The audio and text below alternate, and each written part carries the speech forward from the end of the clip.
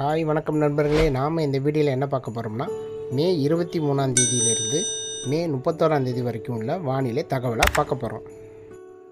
தற்போது வங்கக்கடலில் இருக்கிற காற்றழுத்த தாழ்வு பகுதி நாளை 24ஆம் தேதி தீவிர காற்றழுத்த தாழ்வு பகுதியாக மாறும்.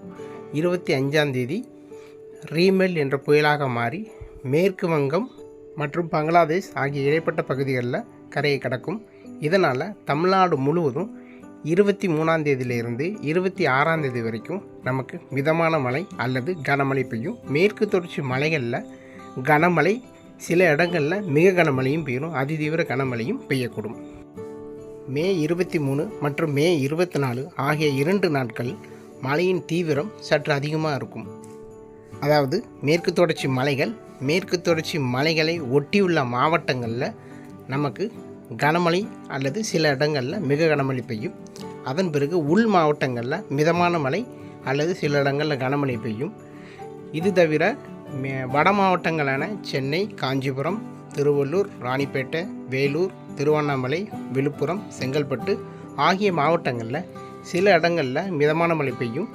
மே 25, 26 ஆகிய 2 நாட்கள் பகல் பொழுதில் மிதமான வெப்பநிலை இருக்கும். மாலை அல்லது இரவு நேரங்களில் இந்த வட மாவட்டங்களில் நாம் மிதமான மழை அல்லது கனமழை எதிர்பார்க்கலாம். இது தவிர தமிழ்நாட்டின் உள் மாவட்டங்களில் நாம் இந்த 2 நாட்கள், அதாவது மே 24, 25 ஆகிய நாட்களில் மிதமான மழை பெய்யும். சில இடங்களில் மட்டும் கனமழை பெய்யும். மே 27ஆம் தேதியிலிருந்து மே 30ஆம் தேதி வரைக்கும் தமிழ்நாட்டில் பெரும்பாலான இடங்களில் வறண்ட வானிலை காணப்படும். பகல் பொழுதில் சாதாரண வெப்பநிலை இருக்கும். சில இடங்களில் மட்டும் நமக்கு லேசான மழை வாய்ப்பு இருக்குது. அது எந்தெந்த இடங்கள்ங்கிறது வரும் நாட்களில் நான் பதிவு செய்கிறேன். மே 31ஆம் தேதியிலிருந்து தென்மேற்கு பருவமழை கேரளாவில் தொடங்க ஆரம்பிச்சிடும். இதனால் தமிழ்நாட்டில் நமக்கு தென்மேற்கு பருவக்காற்று மற்றும் தென்மேற்கு பருவமழை மாலை அல்லது இரவு அல்லது அதிகாலை பொழுதில் நமக்கு மழை கிடைக்கும்.